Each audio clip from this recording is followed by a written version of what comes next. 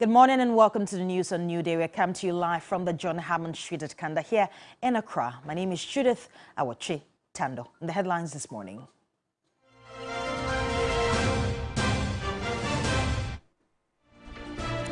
Several homes in Waja and environs flooded after Sunday's rain.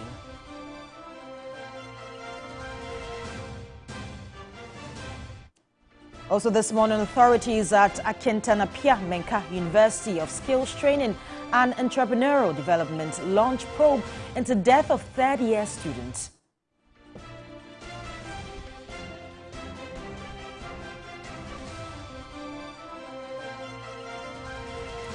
Governments across the African continent are this week gathering for the inaugural African Climate Summit in Nairobi, Kenya, to address the growing threats of climate change to citizens.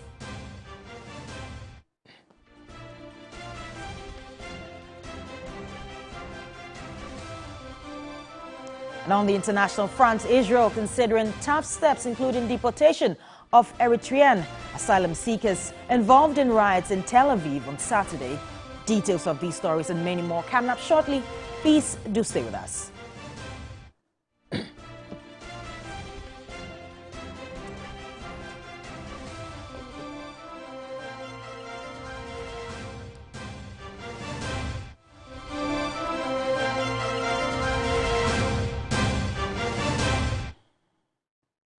In our first story, the Customs Division of the Ghana Revenue Authority, GRA, has intercepted over 700 consignments of fake electricity meters at the Dabala Junction checkpoint in the Volta region. The customs officers uncovered the fake meters during a routine inspection on an Accra-bound Aflao bus, hidden in the luggage compartment, and confiscated them. Now, no passenger on the board of the vehicle owned up to the fake meters. As a company, we've embarked on 3 major national revenue mobilization exercises prior to the Operation Zero exercise, and then we realized that some people were consuming power illegally as a result of obtaining foreign meters through illegal sources. So as part of the Operation Zero exercise, we realized that most of these meters were coming from Togo, and we've engaged the Customs Division of the Ghana Revenue Authority at the Aflao border. We've engaged the Ghana Navy, we've engaged the whole 66 Artillery Regiment, that's the whole military barrack, and then we've engaged the Ghana Police Service. So far, they've intercepted over 1,000 meters within the last 2 to 3 weeks as well, with the latest being the over 700 that they intercepted at the Dabala Junction checkpoint.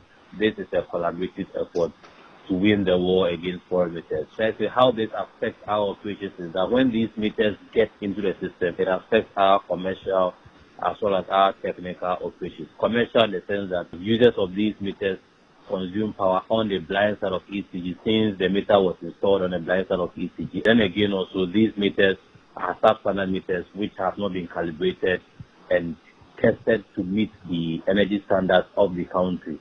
So these meters are likely to cause fire outbreaks to the premises of users of these fake and foreign meters. And technically also, users of these meters overload our transformers, and then they end up causing power outages and then power fluctuations to innocent customers who have paid their bills and they have their new meters from ECG. Then again, these are customers who normally complain that they don't get bills, they're not receiving bills for 2, 3 months or 6 months. It is not a fault of ECG because we are not aware of these meters.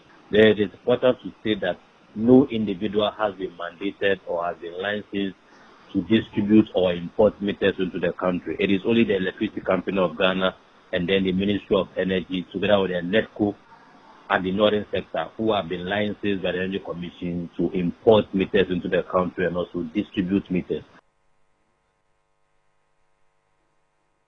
Now, governments across the African continent are gathering in Nairobi, Kenya, for the inaugural African Climate Summit to address the growing threats of climate change to citizens.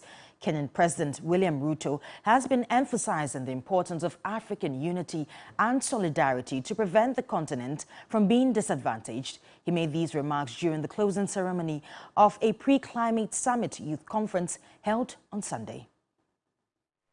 We are a wealthy continent, and we need to properly value our assets. And I agree with you, 1/3 of the world's sequestration of carbon is in this continent. The world's sequestering 30 billion gigatons of CO2. And we're getting nothing for it. And we're getting no value for it. It's not in our books. It's not in our asset register, right? We have 60% of the world's renewable assets. We have 60% of the world's solar potential. It is not in our asset book. And that is why we are classified as being this rich when we are that rich. So what we are saying is we're going to drive a new narrative for the African continent. It is our responsibility to do it. Some people may not be happy with it. That's their problem.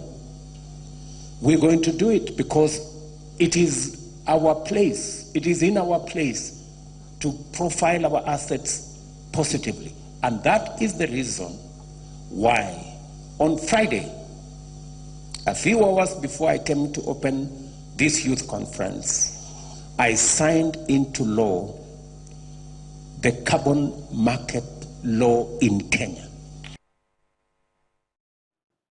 Well, we know that President Nana Addo Dankwa Akufo-Addo will be joining the meeting today. Now, another story, several homes at Weja, Tetegu, White Crossing and the environs have been flooded after Sunday's rains. Residents are blaming the aggravation of the perennial floods in the area on the absence of drainage systems.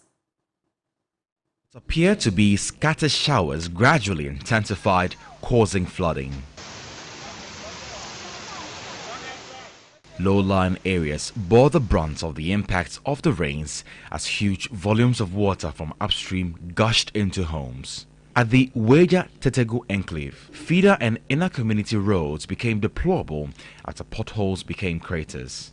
A taxi driver, Niama Oblite Mensa, who plies Tetegu and Malam, recounts the challenge posed by the current state of the road. The rains were not severe, but the impact has been devastating. The state's intervention will be required to fix the damage caused to the road by the rains. A walk through the community revealed a more disturbing situation as private developers continue to fill marshy areas to build homes. While some have been completed and are inhabited, others are at various stages of completion. Hours after the rains on Sunday, homes were still flooded, with some occupants abandoning their homes for safety. This family has improvised to access their rooms. They blame the situation on the absence of a drainage system to channel water from the community into the sea. If there should be gutters here, the rainwater will flow into the sea without flooding our homes. But that is not the case, so the entire community is now bearing the brunt of the weather. Other flood-prone areas in Accra, including Atiko, were also flooded. Let's stay on the issue of rains now. And heavy rains are posing a threat to houses and shops in Ho and Pando and the environs in the Volta region. Residents are appealing for urgent intervention from authorities. The intensity of the rains in Ho has transformed smaller drains into gullies, endangering homes near the water channels. Erosion is also encroaching on plots of land, forcing some homeowners to construct protective walls. See, they put so many buildings at the top. Water, Serene, Sky Plus, and all the mentioning them, they are at the top. So the volume of the water that is coming from that place now, that is what creating this problem over here. If it is not because of my effort, this house has been washed away already. Because every year I have to spend about 13,000 filling the sand and sacks over here just to chalk my house to prevent it. But still, at the end of the year, it will wash all of them away. So another year I have to do it again. A community footbridge has been washed away, cutting off a crucial route for residents. In Pando, a similar situation is unfolding, with a bridge linking the main road between Pando Zongo and Agbenawe becoming a threat due to intense erosion. Resident shop owners, drivers and tricycle riders are urging authorities to take swift action to prevent a disaster. This is a major road, and this road most truck drivers use this road a lot. The buses and, in fact, heavy truck drivers use this road. It looks like there's nobody talking about it, there's nobody doing anything about it. It is very bad. We can't sit and then somebody will die before we start taking action. In more news, Africa's wildlife have come under attack over some years, leading almost to extinction due to human activities and climate change. Many animals have been placed on the red list of species going extinct by the International Union for Conservation of Nature. And Ghana's case is not any different. In this report, we explore South Africa's Kapama Game Reserve and its effort to preserve wildlife. A rare sight of a lioness and her newly born cubs making way through their natural habitat. She's actually giving me a comment. For her, the presence of humans is no barrier. Her cubs are her priority. It looks like it's looking at us. This is the Kapama Game Reserve here in the Limpopo province in South Africa. It's known for its beautiful landscape, intense connection to nature, and most importantly, its aim to preserve wildlife from going extinct. It's about 7 a.m. in the morning. It's still very chilly here on the Kapama Game Reserve. This 16-hectare piece of land is home to a myriad of animals, including lions, elephants, as well as rhinos. Now, this particular piece of land is only a testament to the fact that nature sure is beautiful. But how important is this to the conservation of animals, especially here in Africa? Conserving animals not only help the animals themselves, they also help us humans. Like elephants, if we have a lot of trees, we need elephants to take care of that in the nature's way. We no longer do culling, so nature gives back to us if we give back to nature. So Tagani is taking us on a ride around the game reserve along with her team of conservationists. Here, conserving wildlife is prime concern. On one side of the road, we spot an impala, a species of an antelope which is currently on the verge of extinction. The impala, rhino, and a number of wildlife have for years been victims of illegal trafficking and killing, a practice referred to as poaching. it's pretty harsh because human behavior can put a lot of pressure in what's happening in the natural environment. If we keep doing what we're doing, we might lose most of the animals, especially when it comes to rhino. If the poaching still exists, there might be a time, let's say 10 years to 20 years from now, that we'll see less of rhinos. The challenges are not limited to poaching. Issues of climate change, another occurrence fueled by human practice, is also endangering the species. Now we are in our dry season. You will see other animals in certain area of the reserve and then other animals in certain area of the reserve, depending what they eat. Mahatma Gandhi once said, "The greatness of a nation can be judged by the way its animals are treated." Clearly, the importance of wildlife cannot be overemphasized. It is then evident that more must be done to preserve wildlife in Africa. Judith Chitando, TV3 News, Limpopo, South Africa. Now, authorities at Akentena Pierre Menka University of Skills Training and Entrepreneurial Development have launched an investigation into circumstances that led to the death of a third-year mathematics student at the university. Prosper Owusu died after sustaining multiple burn injuries during a hall procession last month. William Evans-Inkum has filed the following report. A week to vacation, Prosper Owusu lost his life.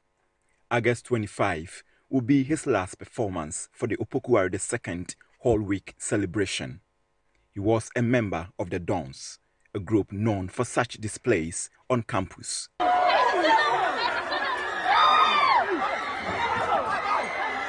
Some students who watched his last performance but would not speak on camera described that fateful night as a horror. A fire pot he was performing with got in contact with his body and set him ablaze. In a video which has since gone viral, Prosper is seen burning but helpless. Some eyewitnesses believe he might have applied a combustible lubricant on his body. In a statement issued by the university, Prosper was reported dead on September 1. The statement further indicates that the university will launch an investigation into circumstances leading to his death. The university has also extended a heartfelt condolences to the family and friends of the deceased. William Evansinkum, TV3 News, Kumasi.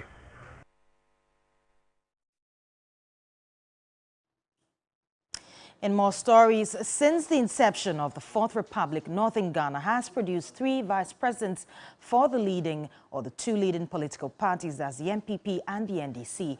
However, only former President Mahama rose to become president in 2012. As the ruling MPP readies to elect its flag bearer, Christopher Mwako has been engaging party supporters in the north and exploring the chances of Vice President Dr. Bawumia.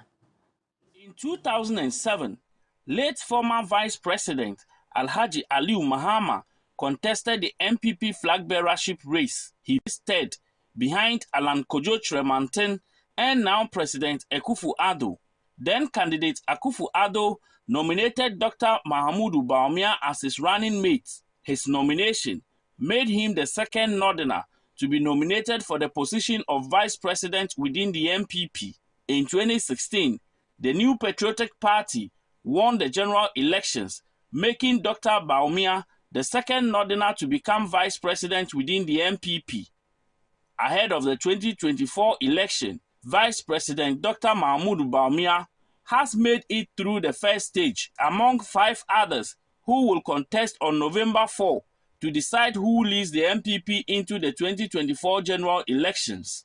The Vice President has competitive advantage over his competitor. One, in terms of marketability, political experience, election experience, campaign experience. He has served every nook and cranny of this constituency. No matter whom you are, you cannot say the Vice President is incompetent. You can never associate any symbol of corruption to the Vice President that we have currently. I don't have a problem with any aspirants, but in breaking the age, we have to deal with Dr. Mahamudu Bawumia. Will Dr. Mahamudu Bawumia be the first presidential candidate from Northern Ghana to run on the ticket of the governing New Patriotic Party going into the 2024 general elections?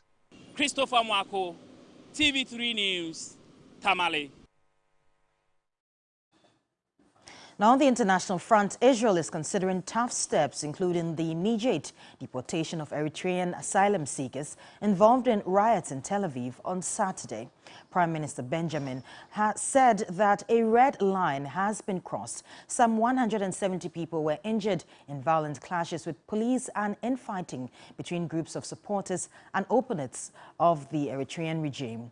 Now, he also ordered a new plan to remove all African migrants that he described as illegal infiltrators.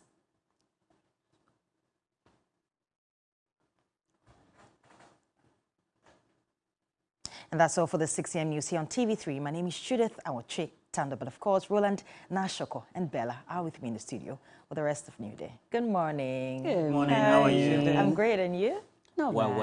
Yeah, it's we been really... hope that you You're had all a good looking weekend. so good today. Thank you. You know, we start the day, so we have to make sure that we start on the right note. We'll start the week we're learning from you as seniors. Hey. Right. Are you sure? My neighbor. Oh, yes, of course. You look great. I hope you had a good weekend, by the way. Did you have a good weekend? Oh, yes, I did. Yeah. I see your essay stories are all over the place. I'm interested in that park that you visited. Did you see any lions? Did they walk onto your vehicle? Did they, The lion was right by me, and I was telling the car, he should move. I'm from Ghana. We don't